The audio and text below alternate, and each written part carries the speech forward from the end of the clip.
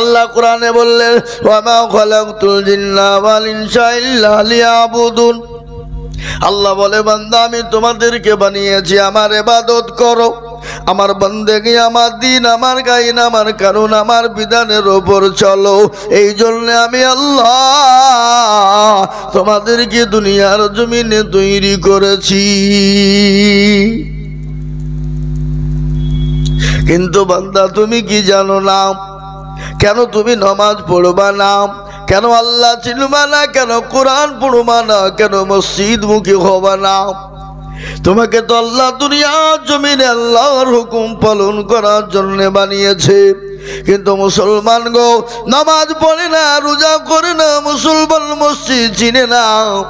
আজকে আজান হয় হাইয়া আলাস সালাহ হাইয়া আলাল ফালাহ, আর আমরা বলি আমরা পারলুম না, ইমাম আর মরজেন দুজনেই চালা।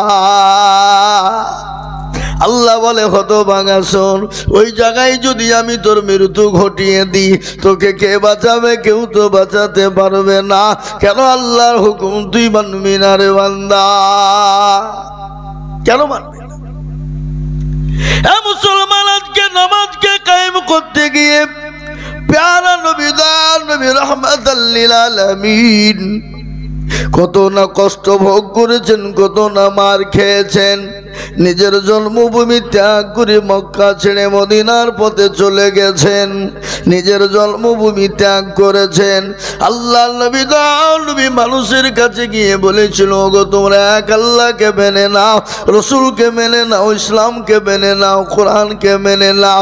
কাফের বেঈমানেরা আমার নবী নবী রাহমাতুল লিল আলামিনের উপর এত অত্যাচার শুরু করে দিল, নবীর উপর স্টিম রুলার চালানো হলো। আল্লাহ বলে নবী গো আপনাকে মক্কা জমিনে থাকতে হবে না। ওগো নবী আপনি মক্কা ছেড়ে মদিনায় চলে যান, মক্কা ছেড়ে মদিনায় চলে যান। কিন্তু তারপরে যেতে গিয়েও বাধা হয়েছে না হয়নি? কথা বলেন। যেতে গিয়েও বাধা। বিশ্ব নবী হযরত আলী রাদিয়াল্লাহু তাআলা আনহুর বাড়িতে তিনি আছেন, সুবে সাদিকের সময় তিনি বেরিয়ে যাবে বাবা। কাফের বেঈমানেরা নবীকে ঘেরাও করে নিয়েছে, নবীকে যেতে দেবে না, নবীকে মেরে দিবে, শেষ করে দিবে। কিন্তু বলুন তো মারনেওয়ালা কে? জোরে বলেন না। জিন্দা রাখনেওয়ালা কে? আল্লাহ যাকে মারবে পৃথিবীর কেউ তাকে বাঁচিয়ে রাখতে পারবে না, আর আল্লাহ যাকে বাঁচিয়ে রাখবে কেউ তাকে মারতে পারবে না। বলুন বাবা ইজ্জত বিজ্জতের মালিক কে? সম্পদ দেওয়ার মালিক কে? কেড়ে নেওয়ার মালিক কে? কোরআন বলে দিয়েছে কুলিল্লাহুম্মা মালিকাল মুলক তুতিল মুলকা মান তাশা ওয়া তানজিউল মুলকা মিম্মান তাশা ওয়া তুইজ্জু মান তাশা ওয়া তুযিল্লু মান তাশা বিয়াদিকাল খায়র ইন্নাকা আলা কুল্লি শাইইন কাদির। আল্লাহ বলেন শুনেলেন, কবিও বলেছে রাজ্যমান সিংহাসন সবই করি দান, আর সাখান সাই কেড়ে নিয়ে ফকির বানান। এ বাচ্চাকে ফকির করে পরকে করে দান, ভাঙা গড়ার পৃথিবীতে এত তার কাউ। কত হাজারো টাকা কত জনে লয়, সারাদিন খেটে কেহ না হারে রয়, কেহ বা 1000 টাকা পায় বিনা মাঘিনাতে, কেহ বা ঘোড়ার গাছ কাটে পেটে ভাতে। ইজ্জতের মালিক আল্লাহ, বেইজ্জতের মালিক আল্লাহ, সম্পদ দেওয়ার মালিক আল্লাহ, কেড়ে নেওয়ার মালিক আল্লাহ, মেরে দেওয়ার মালিক আল্লাহ, জিন্দা রাখনেওয়ালা আল্লাহ। নবী মায়া নবী রাহমাতাল লিল আলামিন আল্লাহকে বলে মাবুদ গো আমি মক্কা ছেড়ে মদিনায় কি করে যাব গো আল্লাহ? আল্লাহ বলেন নবী আপনি চিন্তা করবেন না, এক মুঠো বালু তুলুন, বালু বালু তুলে আপনি কাফেরদের মাথায় তাসউদ পরে ছিটিয়ে দেবেন। ওগো নবী, তাদের চোখ দুটো বন্ধ হয়ে যাবে আর আপনি তাদের হাতের পাঁজর দিয়ে চলে যাবে। দয়ার নবী, মায়ার নবী এক মুঠো বালি তুললেন। আল্লাহ বলেন, নবী গো, আপনি মাটিতে ফেললেন, বালু নিক্ষেপ করলেন, আমি তাদের চোখ দুটো বন্ধ করে দিলাম। কোরআন তার প্রমাণ দিয়ে বললেন, ওয়ামা রামাইতা ইয রামাইতা ওয়ালাকিন্নাল্লাহ রামা। নবী গো, আপনি কোনো টেনশন করবেন না, কোনো চিন্তা করবেন না।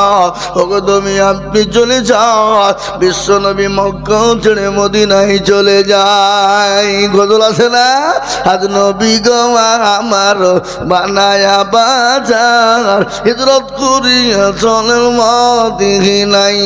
আজ নবী গো আমার ঘোড়ায়া বাজার, শুয়ে আছে সোনার মদিনায়। আব্দুল্লাহ পৃষ্ঠ হতে মায়ামিনুল সুকামেতে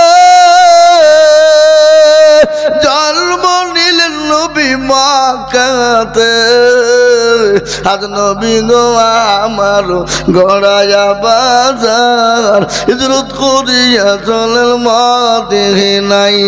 আজ নবী গো আমার বানায়া বাজার, শুয়ে আছে সোনার মদিনায়। নবী বলে, হযরত আলী আছে বিছানা খালি।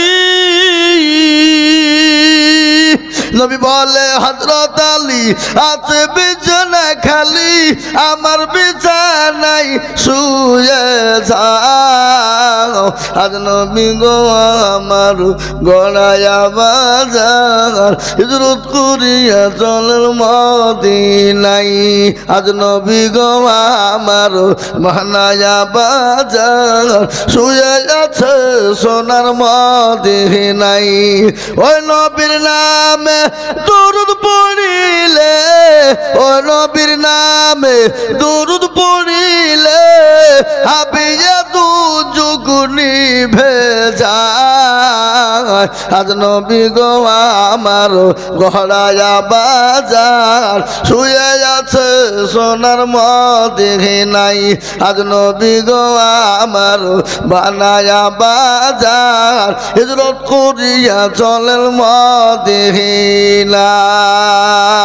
এ মুসলমান দরদি আমার ভাইয়েরা, আল্লাহ নবী চলে গেলেন, মক্কা ছেড়ে মদিনার পথে রওনা দেবেন। হযরত আবু বকরকে গিয়ে ডাকলেন, আবু বকর, আবু বকর। একবার নবীজি ডাক দিলেন। আবু বকর রাদিয়াল্লাহু তাআলা আনহু বললেন, লাব্বাইক সাদাইক ইয়া রাসূলুল্লাহ। নবী বলেন, আবু বকর রে, তুমি কি ঘুমাও না? বলে, ইয়া রাসূলুল্লাহ, আপনি যেদিন থেকে বলেছেন মক্কা ছেড়ে মদিনা যাওয়ার জন্য তৈরি থেকো, নবী গো, খোদার কসম, আমি সেদিন থেকে একটা মিনিটের জন্য বিছানায় ঘুমাই নাই। সুবহানাল্লাহ বলবেন না? কি মহব্বত, কি ভালোবাসা। এ মুসলমান, নবীর প্রেমিক, নবীর কতটা মহব্বত করনেওয়ালা। আর আমাদের দেশে, এ মুসলমান, সে জামানা থেকেই তো নবীর মহব্বত হয়ে আসছে, আছে এবং কিয়ামত পর্যন্ত থাকবে। জোরে বলুন, থাকবে কিনা? কথা বলেন না কেন? কিন্তু মুসলমান, আমার ভারতের জমিনে মুহাম্মদ সাল্লাল্লাহু আলাইহি সাল্লামকে ভালোবাসার কারণে, আই লাভ মুহাম্মদ বলার কারণে 200 জন যুবককে, যুবক মুসলমানদেরকে অ্যারেস্ট করে জেলখানায় ভরে দেওয়া হলো। ভারতের জমিনে, যেখানে জঙ্গল রাজ্য, আপনার উত্তরপ্রদেশের মাটিতে যোগী আদিত্যনাথ নারায়ণ টাকলু বাবু, কি বাবু? টাকলু, যার জীবনও মাথায় কোনোদিন চুল গজাবে বলে মনে হয় না। হারামখোর জারদ সন্তান, বাপের কুলাঙ্গার সন্তান, 200 জনের ওপর মুসলমানদেরকে অ্যারেস্ট করা হলো। কি অপরাধ, অন্যায় কি করেছিল? অপরাধ তো করে নাই, অন্যায় তো করে নাই। যিনারা বলেছিলেন ইলাম মোহাম্মদ, আমরা নবীকে ভালোবাসি, নবীকে মহব্বত করি, প্যার করি। এ বাবা, এখনকার কথা নাকি এটা? আল্লাহ তো কোরআনের ভিতরে 1450 বছর আগেই তিনি বলেছেন, কুল ইন কুনতুম তুহিব্বুনাল্লাহ ফাত্তাবিউনি ইউহিব্বুকুমুল্লাহ ওয়া ইয়াগফির লাকুম যুনুবাকুম আল্লাহু গফুরুর রহিম। আমার আল্লাহ কোরআনের মধ্যে বলে দিলেন, নবী গো, আপনি তাদেরকে বলে দিন, তাদেরকে জানিয়ে দিন, কুল মানে বলুন, ওগো রাসূল আপনি বলুন, তারা যদি আপনাকে মহব্বত করে, তারা যদি আপনাকে ভালোবাসে, তারা যদি আপনাকে অনুসরণ করে, তারা যদি আপনাকে পেয়ে যায়, আমি আল্লাহকে তারা পেয়ে গেল। আর আমি আল্লাহকে যদি পেয়ে যাই, আমি তাদের জন্য জাহান্নামটা হারাম করে দিব, তাদের জন্য কবরটা মাফ করে দিব।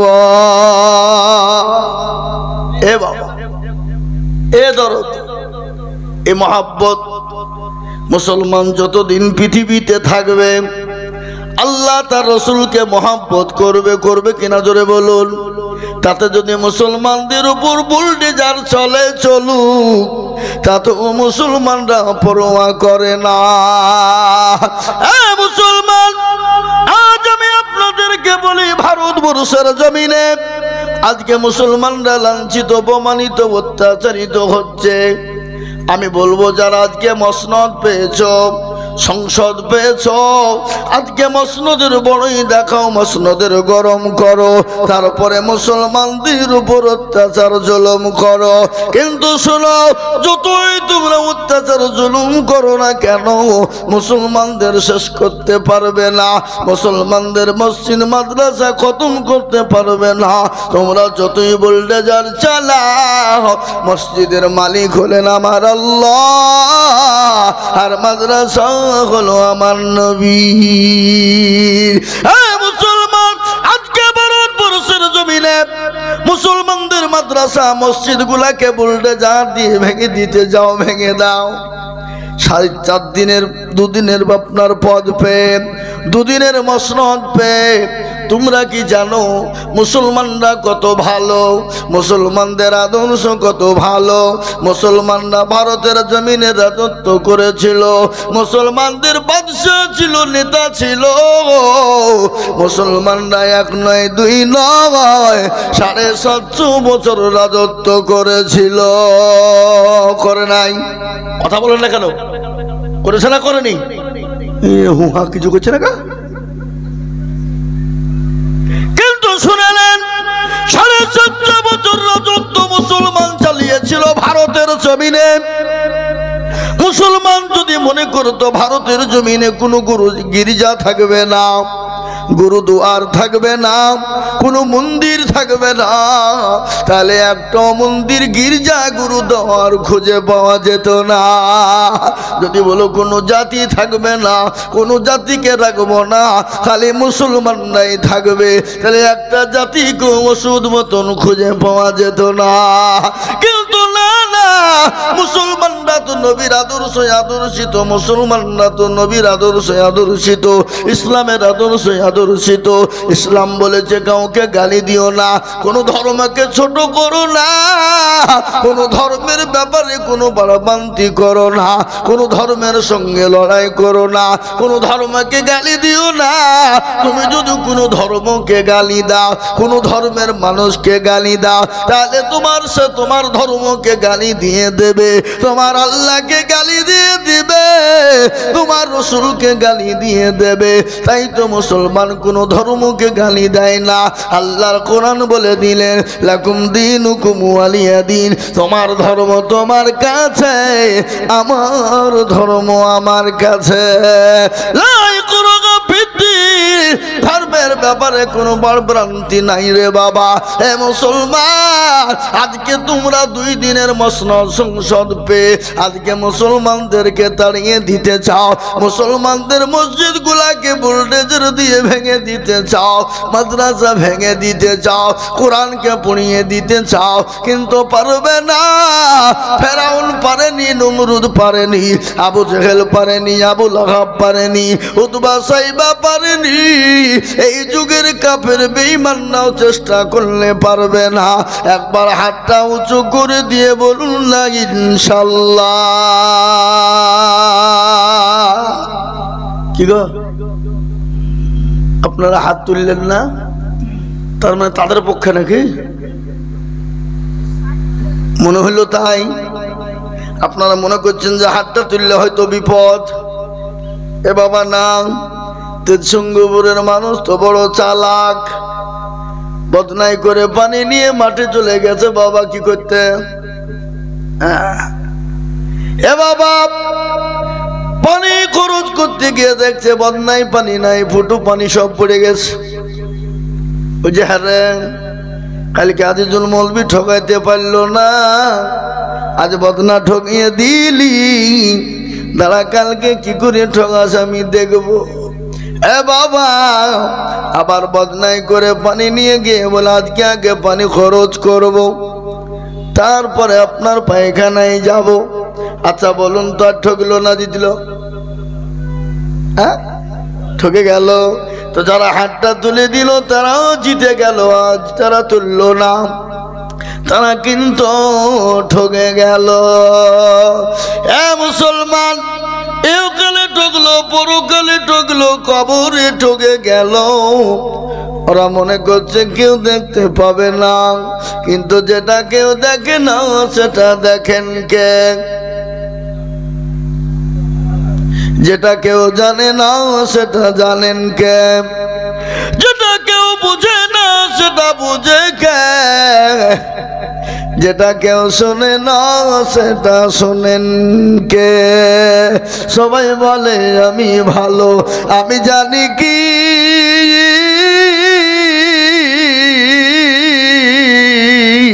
আমার মনের গোপন খবর জানে আল্লাহ জি। আলোতে আধারে নির্জনেতে কথা কি করেছ তুমি সব জানে সে, টাকারি চোখে দেখেও যাবে না ফাঁকি, আমি জানি কি। মুসলমান গো, যেটা কেউ জানে না আল্লাহ জানে, যেটা কেউ দেখে না আল্লাহ দেখে, যেটা কেউ শোনে না আল্লাহ শুনে। সুতরাং আল্লাহর কাছে কোন রকম ফাঁকি দেওয়া যাবে না।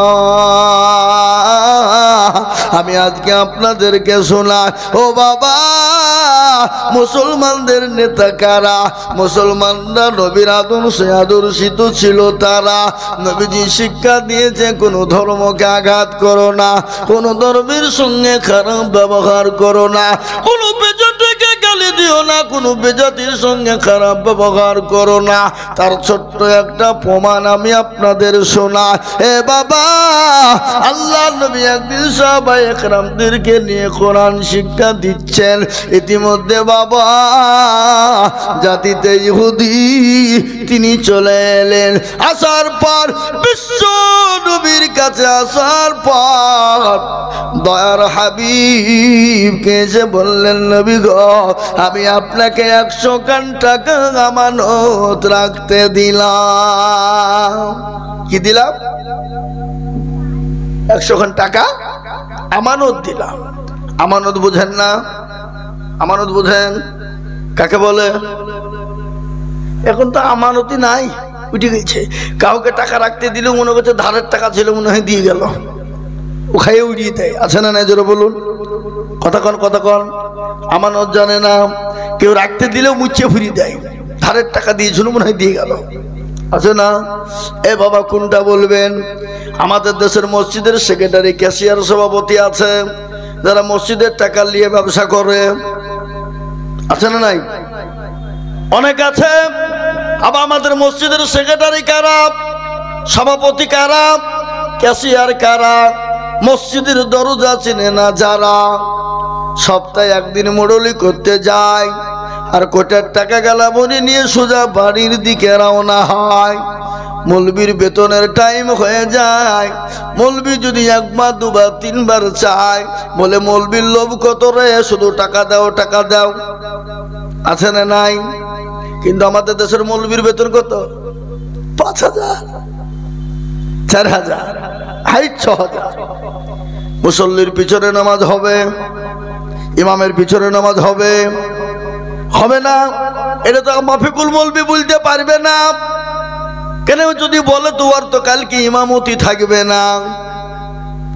আনারুল মৌলবী বলতে পারবে না, যদি ও বলে তো কালকে দেশ থেকে বের করে দিবে। কিন্তু আজিজুল মৌলবী বললে কারো ক্ষমতা কিছু হবে না বলার। কেন? আমি তো এখানে থাকিনি। এ বাবা বলেন, আজকে মসজিদ বানাই আমরা, মার্বেল টাচ দিয়ে কাজ দিয়ে এসি দিয়ে মসজিদ করি, আর মসজিদের ইমামের বেতন হলো 5,000। নামাজ পড়ে আলহামদুলিল্লাহি রাব্বিল আলামিন আর রহমানির রহিম, আল্লাহ মাস তো শেষ হয়ে গেল। 5,000 টাকা বেতন, আল্লাহ ওই টাকা দিয়ে স্কুলের ছেলে মেয়ের ফিজ দিব না ডাক্তারকে দিব? এ আল্লাহ, আমার বিবির জন্য শাড়ি ব্লাউজ কিনবো না ওষুধ কিনবো? গায়রিল মাগদুবি আলাইহিম ওয়ালাদ-দাল্লিন। ফেরেশতা বুঝি কি নামাজ রে, কি নামাজ হচ্ছে? ফেরেশতা বলছে একবার মরিয়া দেখ, মৌলবীকেও ফাটাবো, মুসল্লিদেরকেও পিটবো, আছে না নাই? কথা কন না কেন? 5,000 টাকা বেতন। আবার যদি মৌলবী বলে হুজুর একটু বাড়ান, বলে মৌলবী রাখা যাবে না, মোল্লা খুঁজ, মোল্লা অল্প পয়সায়। এবার মোল্লা এসে নামাজ পড়েছে আলহামদুলিল্লাহি রাব্বিল আলামিন, দুআয়া ছেড়ে দিল। আর লোকে মনে করছে এই তো ইমাম রে, কি ইমাম পেয়েছি, কি হইলে মোল্লা সস্তা। কি বুঝলেন? ও জীবনও মাদ্রাসায় পড়েনি, দুদিন বাবজি মক্তবে গিয়েছে, দিয়ে বাবজি ইমামতি করতে শুরু করেছে। আমাদের এলাকায় আছে, আছে আমাদের এলাকায়। আমাদের সীতানগরে ইমামতি ছিল, আমাদের সীতানগরে ইমামতি করত। আমাদের গ্রামের লোক মনে করলো ভালো মৌলবী, লে লিয়ে বাবজি নামাজ পড়াতে পড়াতে 3 বের করে ঘুমিয়ে পড়ে যেত, অল্প পয়সা। কিন্তু মসজিদ মার্বেল বসা, টাইলস বসা, শুনালেন যদি মসজিদের ইমামের বেতন যদি 10-এর নিচে হয়ে যায়, ওই ইমামের পিছনে নামাজ হবে না, ওই মসজিদে নামাজ হতে পারে না, ওই মসজিদে মার্বেল লাগানো যাবে না, ওই মসজিদে এসি লাগানো যাবে না, ওই মসজিদের কোনো কাজ করতে আপনি পারবেন না। মৌলবীর যদি বেতন 10-এর নিচে হয়ে যায়, ওই মৌলবীর পিছনে নামাজ হবে না, হবে না, হতে পারে না। মৌলবী শান্তিতে নাই, ইমাম বাড়িতে অভাব, বাড়িতে তার অভাবের চোখে দেখতে পায় না। হ্যাঁ, মৌলবীকে অন্য কাজ করতে হয়।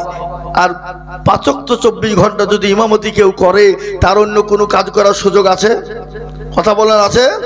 আর মৌলবী যদি পার ধুইতে যায়, বলে এই মৌলবীর নামাজ পিছনে পড়া হবে না, এই যে মৌলবী পার ধুইছে আমাদের, হবে না। কিন্তু তুমি তো বেতন 5,000 টাকা দাও, ওই বেতনে তো আর সংসার চলে না। আমাদের মসজিদের ইমামের বেতন বাড়াতে বলে সভাপতি, ক্যাশিয়ার, কমিটি তারা 10 দিন 15 দিন 1 মাস ধরে সব মিটিং করে। 500 টাকা বাড়াবে, তার জন্য 1 মাস মিটিং হয়। ও মুসলমান গো, সেই দিন একজন জিজ্ঞাসা করে বলছে, হুজুর গো একটু দোয়া করবেন। বলে কিসের দোয়া? বলে হুজুর আমার বেটাটা চাকরি পেয়ে যাবে, চাকরি পাবে। মৌলভী সাহেব দোয়া করে বলছে, রব্বানা জালামনা, ওগো আল্লাহ আমাদের মসজিদের সেক্রেটারির বেটা যদি চাকরি পায়, আল্লাহ বেতনটা জানে আমার সমান হয়ে যায়। সেক্রেটারি বলছে, কি হলো? আপনাকে দোয়া করতে বললো, আপনার সমান বেতন হয়ে যায় মানে? বলে কেন? আমার 5,000 টাকা যদি চলতে পারে, তাহলে আপনার বেটার কেন চলবে না? কথা বলেন না কেন? এ মুসলমান আছে না নাই? আর সেক্রেটারি কারা হয় জানেন? সভাপতি কারা হয় জানেন? ক্যাশিয়ার কারা হয় বেশিরভাগ জানেন? যারা চশমখোর বেশি, লোকের টাকা মেরে খেয়েছে যারা বেশি। আর আমাদের দেশের, আপনাদের এলাকার কথা বলছি না আমি, অনেক জায়গায় আছে। এ বাবা মসজিদের টাকা দিয়ে লটারি কাটে, আমার কাছে প্রমাণ আছে। মসজিদের টাকা দিয়ে লটারি কেটে টেয়ারে গুঁজেছে, টেয়ার বোঝান নাই যে শুক্রবারের দিন দৌড়তে দৌড়তে গিয়ে নামাজে দাঁড়িয়েছে, আল্লাহু আকবার বলে রুকুতে গিয়েছে, রুকু থেকে উঠতে গিয়ে লুঙ্গি খুলে গেছে, লটারিও পড়ে গেছে। ও লুঙ্গি তোলা বাদ দিয়ে লটারি তুলছে, বলে ইজ্জত চলে যায় যাক, কিন্তু বেইজ্জতি হওয়া যাবে না। এরকম লোক আছে না লাই কথা বলে কি নমাজ আমাদের ভিতরে এখন নমাজও ইয়ার কি চলছে বাপ। দুদিন নামাজ পড়তেছে, সালা এত গরমে নামাজ পড়া হয়, এসি লাগা, এসি শেষ হচ্ছে না, হচ্ছে না জোরে বলুন। মুসলমান দরদি আমার ভাইয়েরা, সেই দিন রমজান মাসে আমি নামাজ পড়ছিলাম একটা জায়গায় তারাবি বাবা, এক রাকাত হয়েছে আর কারেন্ট চলে গেছে, আর নামাজের যা যা সারা কারেন্টটা চলে গেল রে, নামাজ চলছে, নামাজ হবে কথা বলেন। আল্লাহ নবী বললেন এমন করে তুমি নামাজ পড়ো, আল্লাহকে তুমি দেখছো, আল্লাহ তোমাকে দেখছে, তুমি যদি দেখতে না পাও আল্লাহ অবশ্যই তোমাকে দেখতে পায় না। ধরে বলুন, কথা বলেন না কেন? মুসলমান আজ আমি আপনাদেরকে বলি বাপজি দুরুদি শুনলেন, আজকে আলেম ওলামা যদি সমাজে না থাকতো আপনি জায়েজ না জায়েজ বুঝতে পারতেন না, হালাল হারাম বুঝতে পারতেন না। এ মুসলমান, কোনটা হালাল কোনটা হারাম, কোনটা জায়েজ কোনটা না জায়েজ, এটা আলেম ওলামারা এই শিক্ষা দেখিয়েছে আপনাদেরকে পথ। এ মুসলমান গো, আল্লাহ নবী বলেছেন আল উলামা ওয়ারাসাতুল আম্বিয়া, আমার নবী বলে গেছেন আমি নবী চলে গেলাম, আমার ওয়ারিস হিসাবে উলামাদেরকে রেখে গেলাম। খবরদার উলামাদের সঙ্গে খারাপ ব্যবহার করো না, আলেমদের সঙ্গে খারাপ ব্যবহার করো না। পৃথিবীর জমিনে আল্লাহকে কেউ যদি বেশি ভয় করে, আল্লাহকে যদি কেউ ভয় করে, তারা হলো উলামারা, আলেমেরা। কোরআন তার প্রমাণ, ইন্নামা ইয়াখশাল্লাহা মিন ইবাদিহিল উলামা। আল্লাহ বললেন পৃথিবীতে কেউ যদি আল্লাহকে ভয় করে তারা হলো আলেম, তারা হলো উলামা। আজকে সমাজে আলেম ওলামার মর্যাদা নেই, কথা আছে না নাই জোরে বলুন। নবীজির কথা, হে বাবা যারা আলেম ওলামাকে গালি দেয়, আলেম ওলামার সঙ্গে খারাপ ব্যবহার করে, তারা যেন রাসূলুল্লাহকে গালি দিল। আর রাসূলুল্লাহকে যে গালি দেয় জেনে নিতে হবে তার মা বাপের জন্মে দোষ আছে, আছে না নাই? কথা কন না গায়ে, কথা বলেন না কেন? মা বাপের দোষ আছে না নাই? জন্মের দোষ আছে। ওয়ালিদ ইবনে মুগীরা পাতি নেতা, পাতি নেতা বুঝেন আপনারা? পাতি নেতা, পাতি নেতা মানে কি? নেতার পিছনে যারা তেল দেয় তাদেরকে পাতি নেতা বলে। এ বাবা, নেতার পিছনে যারা তেল মারে ওর কাজ হলো গ্রামে এসে ভয় দেখায়, বেশি কায়দা করলে জেলে ভরি দিব, আমাকে ভরি দিব, মনে হচ্ছে তোর বাপের জেল। এরকম নেতা আছে না? কথা বলে না কেন? হ্যাঁ, এ বাবা পাতি নেতা। আবু জাহালের চামচা, আবু লাহাবের চামচা, এ বাবা তার নাম হলো ওয়ালিদ ইবনে মুগীরা, আমার নবীকে গালি দেয়, গালি দেয়, গালি দেয়। আল্লাহ নবীকে গালি দিলেন, সাহাবাদের কানে পৌঁছে গেল। সাহাবারা বললেন নবী গো আপনার, আল্লাহ নবী বললেন, নবীকে সাহাবারা বললেন নবী গো আপনাকে অমুক জন গালি দিয়েছে। রাসূলুল্লাহ বললেন তার খোঁজ নিয়ে দেখো তার জন্মের কোনো দোষ আছে। এটা আমি আপনাদেরকে শোনাবো, একটু বসুন।